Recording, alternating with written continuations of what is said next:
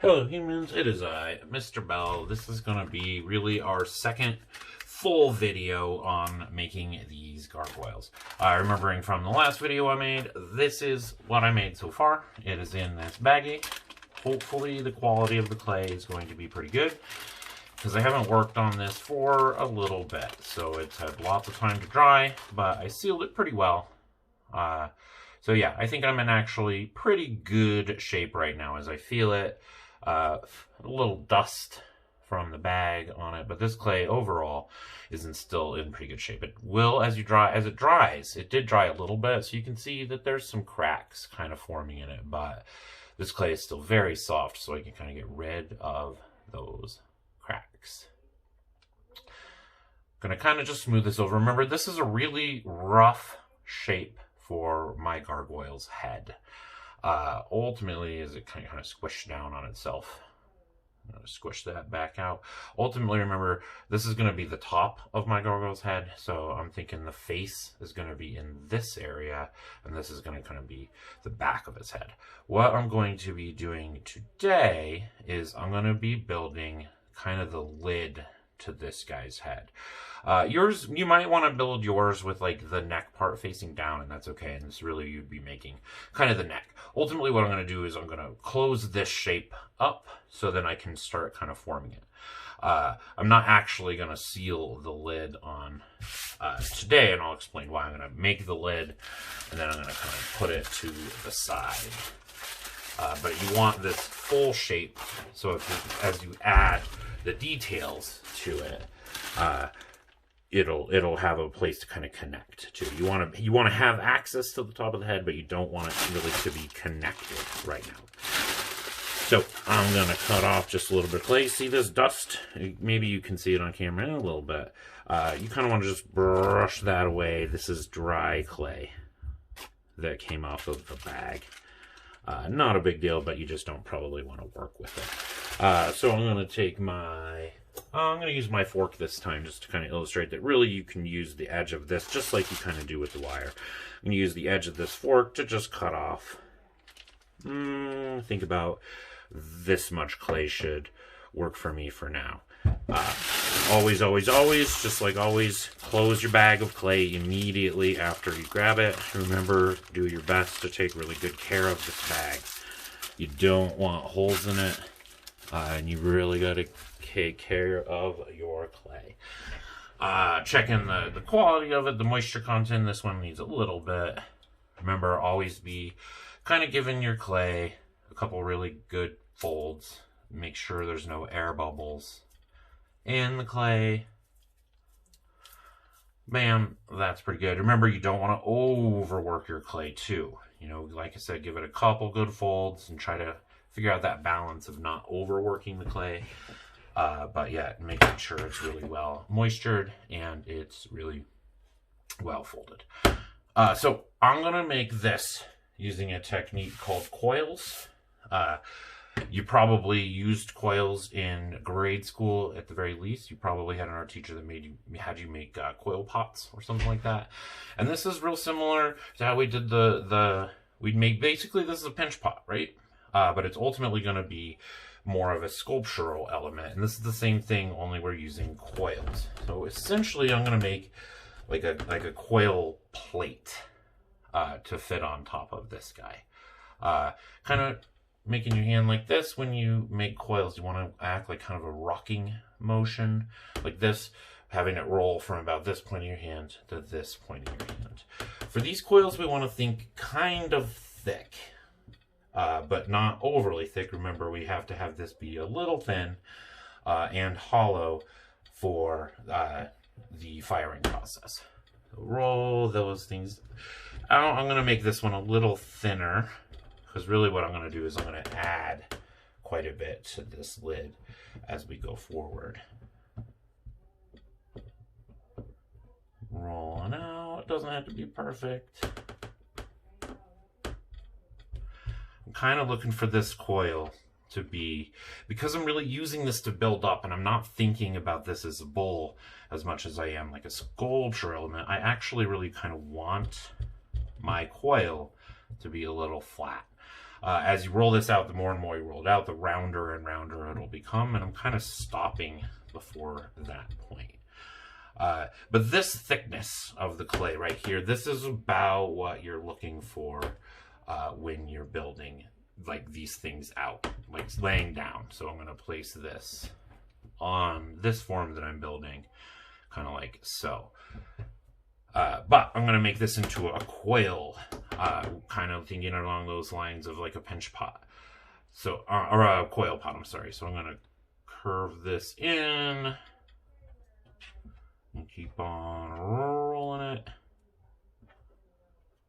to about there, but I want to start building it up because I do want this to be a round shape, both three-dimensionally and kind of as you look down on it.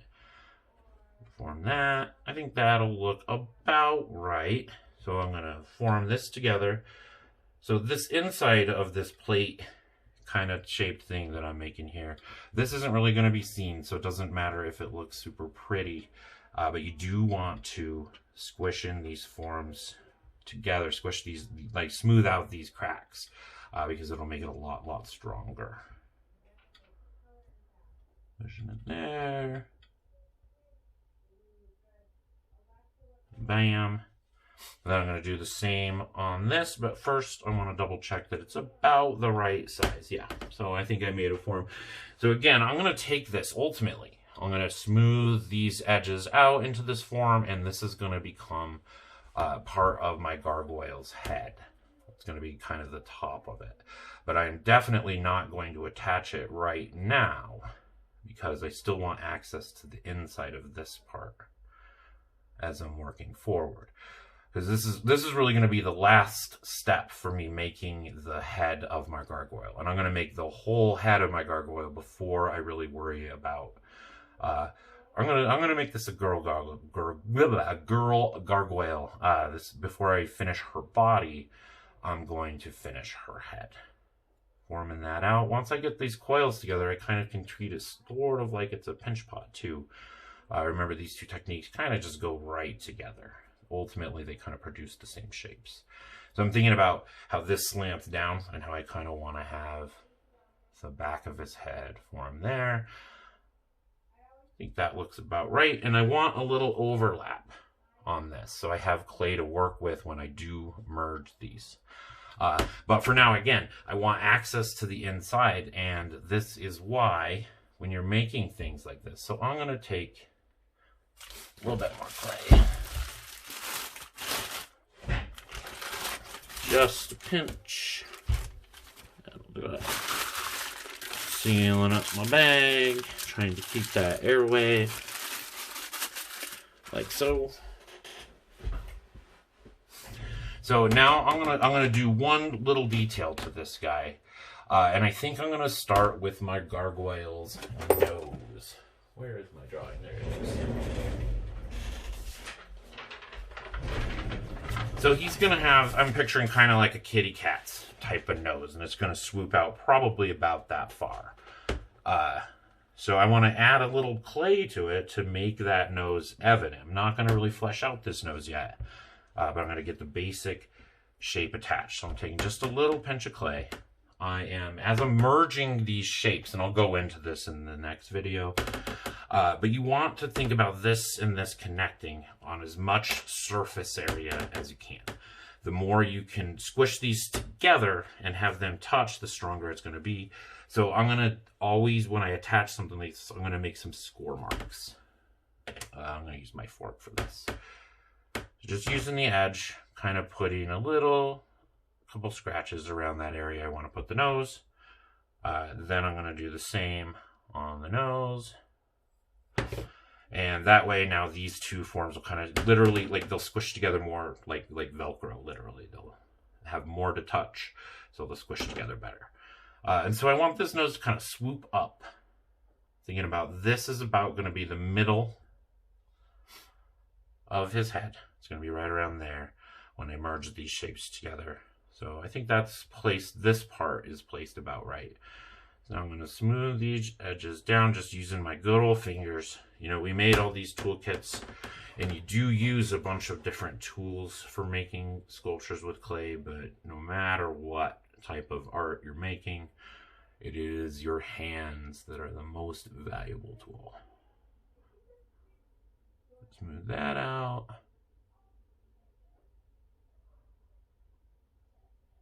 And again, I'm still working real rough. I'm not gonna worry about it being perfectly detailed. Like, I'm not gonna put in like little holes for the nostrils and stuff at this moment. I could, you know, if that helps you along your way, if you want to kind of sketch out plans before you do stuff, awesome. That is a good philosophy. But I'm not going to do that for this part. And then I look at it, and then I notice, like, I think this swoop is going to work really good, but I think this is maybe a little bit too, like, it's not, it doesn't have that perfect shape that I'm looking for. So you can always add just little teeny bits as you go. So I don't like this part. I think it should be a little bit more boxy. So I have places to put his lips or her lips. So you can always add just tiny bits, and you can always take little teeny bits away. I always want this open. This is really, I want to illustrate why I have this open. As I'm putting things on this, I'm really being gentle as I hold it, but I'm going to apply some pressure with my pointer finger here, just so when I squish this in, I'm not moving the whole shape, I'm just moving this. This is something I'll often use a spoon for. This is one of the more valuable aspects of a spoon, is you can kind of hold that spoon in there, and you can kind of push it out in a round way more so than my fingers. But especially in the rough phases, I use my fingers mostly. That's getting a little better for his nose. That's the only detail I'm going to add today. Really progress-wise, what I'm hoping is that you have either the whole form of your gargoyle's body kind of constructed without really any of those details, or you have like the whole head. Basically what I'm really hoping that you can do today is make this ultimate, like basically what the shape of your gargoyles major part of their body is, right? With a lid that can ultimately be smoothed on. It kind of looks like a hat right now, but ultimately you won't be able to tell where this begins and this ends.